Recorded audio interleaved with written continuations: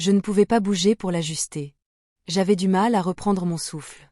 Sa paume appuyait sur mon dos, me dirigeant fermement. J'ai ravalé un bruit qui n'était pas vraiment de la douleur. Pas vraiment. Ça me brûlait, mais pas assez pour l'arrêter. Je me suis appuyée en arrière plus fort. J'avais passé des années sans être touchée. Et puis, j'ai permis cela. Chers spectateurs, êtes-vous prêts à découvrir un amour qui défie les attentes? Kamenkans. Maya n'avait pas prévu de compagnie ce soir-là. La pluie crépitait doucement contre les fenêtres de son appartement, tandis qu'elle repliait une couverture sur le canapé. La pièce était silencieuse, faiblement éclairée par la lueur vacillante de sa bougie préférée, lavant des bois de cèdre, réconfortante et familière. C'était son genre de soirée, un thé à la main, un vieux film déjà lancé, et personne n'avait besoin d'elle. Puis son téléphone a vibré. C'était Esha, son amie de fac, et maintenant infirmière à l'hôpital. Ils ne s'étaient pas vus depuis une éternité. On n'avait échangé que des textos de temps à autre. Le message disait « Maya, je suis coincé en double service. Zion est dans le coin. Chez un ami, mais ça n'a pas marché. Peut-il dormir chez toi un moment? Il n'a nulle part ailleurs. » Maya cligna des yeux. La dernière fois qu'elle l'avait vu, c'était un adolescent calme et maladroit qui parlait à peine. Sauf si on le lui demandait. Pourtant, elle répondit. Sans hésiter. Bien sûr, envoyez-le. Ici. Une trentaine de minutes plus tard, la sonnette retentit. Maya ouvrit avec un sourire poli et s'arrêta. Debaut. Il n'était plus le garçon dégingandé dont elle se souvenait. Zion était devenu un jeune homme, plus grand, plus posé, avec un regard calme et une présence Silencieuse. Un sweat à capuche gris, les mains dans les poches et un petit sourire respectueux. « Salut, tante Maya », dit-il d'une voix plus grave que dans ses souvenirs. Zion. Souffla-t-elle, sa surprise sincère. « Waouh, je n'aurais pas deviné que c'était toi. » Elle s'écarta. « Entrez. Vous devez être fatigué. » Il hocha la tête, jetant un coup d'œil autour de lui en entrant. « On se sent paisible ici. Comme les murs. Expirez. » Il rit doucement. C'est une façon poétique de dire que c'est petit. Et plein de bougies. Il sourit en s'asseyant sur le canapé. Elle lui offrit du thé, qu'il accepta, et, peu après, ils étaient côte à côte. À regarder Casablanca. Ça avait déjà commencé, mais cela ne semblait pas le déranger. D'abord, Maya se sentit gênée. Elle avait presque 20 ans de plus, et recevait le fils d'une amie. Mais quelque chose dans son immobilité, sa façon de regarder l'écran sans chercher son téléphone ni s'agiter, la mettait mal à l'aise, d'une manière qui n'était pas gênante, juste inhabituelle. « J'aime ça », murmura Zion. « Ça me semble sincère. »« C'est pour ça que j'adore ça », répondit Maya. « Ça ne se précipite pas. Ça laisse les choses aller. » Il se tourna vers elle, comme on le fait. Elle cligna des yeux. « Qu'est-ce que tu veux dire? On ne force pas les choses. On les laisse se dérouler. C'est rare. » Maya ne répondit pas. Leurs mains se tendirent vers le pop-corn en même temps. Leurs doigts se frôlèrent légèrement, sans le vouloir, mais aucun ne les retira. Une subtile conscience passa entre eux, inexprimée, mais ressentie. Elle se dit que c'était de la nostalgie, ou le calme, ou la chaleur du thé. Mais quelque chose avait changé. À la fin du film, ils ne parlèrent pas tout de suite. Le silence était profond, pas gênant. Maya garda les yeux rivés sur le générique, essayant de ne pas trop réfléchir. « Je devrais y aller », dit Zion en vérifiant l'heure. « Il est tard », répondit-elle. « Tu es le bienveno. » La chambre d'amis est prête. Il hésita. « Merci, mais est-ce que ça te dirait qu'on discute davantage? » Ce silence m'a manqué. Bien sûr. Elle le conduisit à la cuisine où une lampe basse projetait une douce lueur. Ils s'assirent l'un en face de l'autre, tenant des tasses de thé. Je ne pensais pas me sentir aussi à l'aise, admit Zion. Pourquoi pas? J'ai haussé les épaules. Je me suis dit que tu me verrais toujours comme le fils des chats, ou juste le type discret dans un coin. Elle a ri. J'ai changé tes couches, tu sais. S'il te plaît, ne me le rappelle pas. Il a ri aussi, baissant la tête. Son rire s'est estompé et quelque chose dans son regard a changé. Ça va? A-t-elle demandé. Il a marqué une pause. Je suppose que je suis juste à la dérive. Finer. L'école a un peu fonctionné. Rien ne va. Je fais toujours ce que je suis censé faire, mais je ne me sens moi-même nulle part. Maya écoutait tranquillement. Cela faisait si longtemps que personne ne lui avait parlé avec une telle honnêteté. La plupart des gens n'ont pas compris, dit-elle. Même quand ils font semblant. Et toi? Elle réfléchit un instant. Moi, si. Puis la vie a changé et maintenant, je suis encore en train d'apprendre qui je suis. Leurs regards se croisèrent juste une seconde de plus qu'ils n'auraient dû. Je peux respirer ici, dit Zion doucement, comme si je n'avais pas besoin de faire semblant. Elle ne répondit pas, mais quelque chose en elle réveilla ce sentiment de calme. Elle le ressentait aussi. Je devrais dormir, dit-il en se tenant sur le seuil. Il marqua une pause. Je suis content que ce soit toi qui aies ouvert la porte ce soir. Bonne nuit. Zion. Maya. Resta assise à la table de la cuisine longtemps après son départ. Son thé était encore chaud. Ce n'était rien, juste une visite, juste une conversation. Mais ses mains se souvenaient encore. Des siennes. Sa voix résonnait encore. Dans sa poitrine. Le matin arriva lentement. Comme si chaque contact était une question qu'il n'osait pas poser. Et je lui répondais, à ma façon, non pas par des mots, ni même par un contact, mais par ma présence. J'ai remarqué qu'il attendait que je parle avant de le faire. Comment ses yeux me cherchaient lorsqu'il entrait dans une pièce. Comment il se souvenait des plus petites choses, des plus anodines que j'avais dites. Comme j'aimais mon thé à peine sucré. Comme j'ouvrais toujours la fenêtre le soir, même s'il faisait frais. Comme je fredonnais entre mes dents quand j'étais perdue dans mes pensées. Il avait cessé de se sentir comme un invité et avait commencé à ressentir quelque chose de plus, quelque chose que je ne savais pas vraiment comment nommer. Une nuit, un orage s'est abattu. La pluie s'est mise à tomber, drue et rapide, tambourinant contre les fenêtres comme si elle avait un message. Le ciel a pris une étrange teinte gris foncé et les lumières ont clignoté une fois, puis se sont stabilisées. Nous étions assis dans le salon. Il était à un bout du canapé, moi à l'autre. Une couverture était pliée entre nous. Le film à l'écran se fondait dans une douce lumière de fond. Je n'aurais pas pu te dire de quoi il s'agissait si tu me l'avais demandé. Je ne le regardais pas. Je regardais ses mains, la façon dont elle reposait calmement sur ses jambes, la façon dont ses yeux m'ont trouvé dans le scintillement de la lumière de la télévision alors qu'il pensait que je ne le remarquais pas.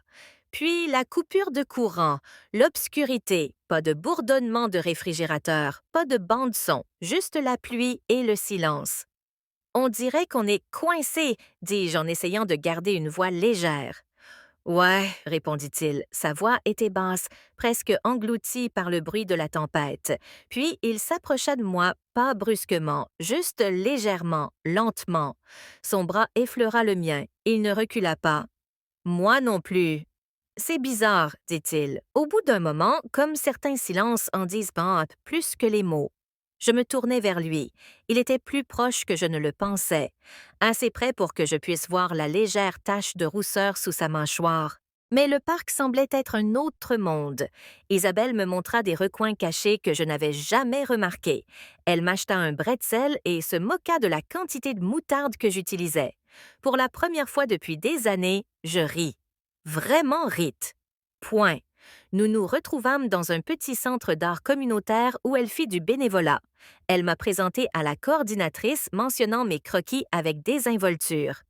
Avant que je puisse protester, j'étais invitée à exposer à la prochaine exposition jeunesse. Isabelle m'a lancé un regard entendu, fier mais pas insistant. Point. Ce soir-là, à la maison, j'ai de nouveau scruté mon carnet de croquis. Cette fois, je ne l'ai pas dessiné de mémoire. J'ai dessiné la façon dont elle me faisait me sentir en sécurité, visible, stable. Elle a frappé doucement à ma porte et a jeté un coup d'œil. Envie d'un thé? J'ai hoché la tête. Elle n'est pas rentrée. Elle a juste souri et m'a dit « Ravie de vous revoir ». Allongée dans mon lit, j'ai réalisé que je ne dormais plus simplement dans ma chambre. Je m'éveillais à quelque chose d'entièrement nouveau. Pas un remplacement, pas une histoire d'amour, mais une vérité tranquille. L'amour peut surgir de sources inattendues. Et parfois, la famille n'est pas celle avec qui on est né, mais celle qui reste malgré le silence. Et pour la première fois, je n'avais pas l'impression de retenir mon souffle. J'étais juste là, point par point. Et c'était suffisant. Les jours qui suivirent me semblèrent inconnus, mais de la meilleure des manières. Le silence entre Isabelle et moi ne me paraissait plus pesant. Il était calme, ouvert et accueillant. Quelque chose de subtil avait changé. Une compréhension mutuelle, bâtie sur des moments partagés, qui n'avaient pas besoin d'être exprimés à voix haute. Je me suis retrouvée à graviter vers sa présence, non par obligation, mais pour le réconfort. Je m'asseyais avec elle le soir pendant qu'elle lisait ou peignait, aucune de nous deux n'ayant besoin de bavarder. Il y avait de la paix dans cette compagnie silencieuse. Elle me montra ses vieux carnets de croquis, un après-midi, des pages usées, remplies de fusaines, de silhouettes, de paysages sauvages, de portraits de personnes que je ne reconnaissais pas. Son travail était bon, plus que bon. J'avais une âme pleine d'émotions. Quand je lui ai demandé pourquoi elle avait arrêté, elle a haussé les épaules. « La vie est arrivée », a-t-elle dit. J'ai dû penser qu'il était peut-être trop tard pour réessayer. Je l'ai regardée, surprise par son air incertain. Elle semblait toujours si j'étais composée, mais à ce moment-là, j'ai vu sa vulnérabilité et je l'ai respectée encore plus. Elle m'a encouragée à terminer des œuvres pour l'exposition. Au début, j'ai résisté. L'idée de présenter mon travail, surtout devant des personnes, était terrifiante, mais elle n'a pas insisté. Un matin, elle a simplement laissé une toile vierge sur mon bureau avec un mot indiquant « Pour tout ce qui doit être dit ». Le soir, nous faisions le point sur mes progrès. Elle me faisait des critiques bienveillantes, louait mes choix de couleurs dont j'étais incertaine et riait même de mes œuvres plus expérimentales.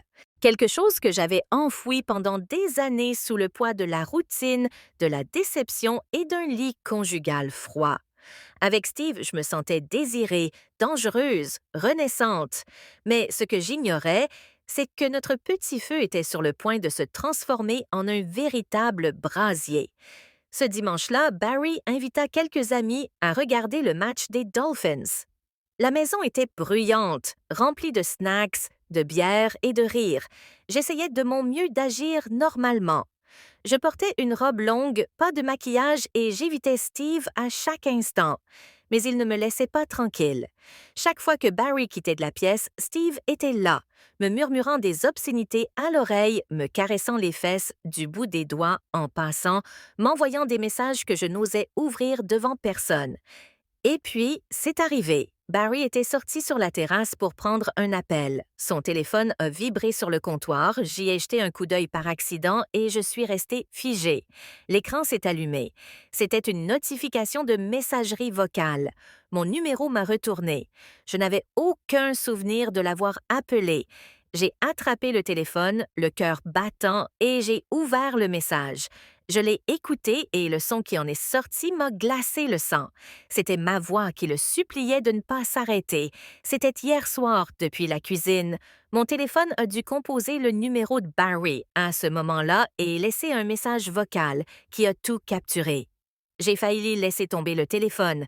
Ma main tremblait si violemment que je ne pouvais presque plus arrêter la lecture. Je l'ai effacé, prise de panique. Trop tard. Barry était revenu. Il a vu mon visage, mes mains tremblantes. Son sourire s'est estompé. « Qu'est-ce qui ne va pas, Linda? » a-t-il demandé. « On dirait que tu as vu un fantôme. » Et puis l'impossible s'est produit.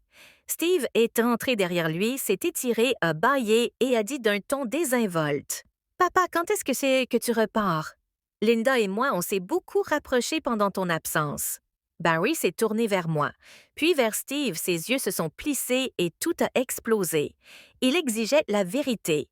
J'ai essayé de mentir. J'ai craqué. J'ai avoué. Chaque mot était comme du verre qui me brisait la gorge. Barry me fixait comme si j'étais devenue méconnaissable. Son visage s'est déformé, non seulement de colère, mais aussi de dévastation. « Tu es censée être sa mère », a-t-il craché. Depuis combien de temps cela dure-t-il? Steve restait silencieux, sans honte, sans excuse, il regardait. Barry est parti en trombe ce soir-là. J'ai essayé de l'appeler. Je n'ai rien envoyé de texto.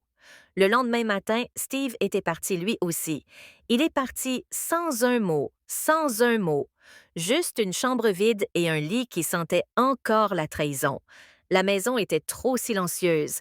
J'ai arrêté de dormir, j'ai arrêté de manger. Je n'entendais plus que l'écho des derniers mots de Barry avant qu'il ne claque la porte derrière lui. « Tu me dégoûtes, j'ai tout perdu. » Mon mari, ma raison et une part de moi-même que je ne pense pas pouvoir jamais retrouver. Ce seul choix, cet instant de désir, ce goût auquel je n'ai pas pu résister, a détruit la vie que j'avais construite pendant plus de 2 décennies. Est-ce que ça en valait la peine? Je me le demande encore. Et la vérité, c'est que je l'ignore. Mais je sais ceci. Le silence, la solitude et le désir forment un cocktail dangereux. Et quand quelqu'un vous donne l'impression d'être à nouveau reconnu, même si c'est mal, parfois votre âme répond avant que votre cerveau ne puisse comprendre. Voilà mon histoire. Brute, confuse, honteuse, mais bien réelle. Maintenant, j'aimerais avoir votre avis. Qu'auriez-vous fait à ma place? Croyez-vous aux secondes chances? Même après une telle expérience, donnez-moi votre avis dans les commentaires. Je lis tout. Et si cette histoire vous a captivé, si elle vous a fait ressentir quelque chose, n'oubliez pas d'aimer, de partager et de vous abonner à la chaîne, car il y a encore plus de vérités à révéler, encore plus de secrets à découvrir. Et je vous le promets, la prochaine histoire sera encore plus sombre.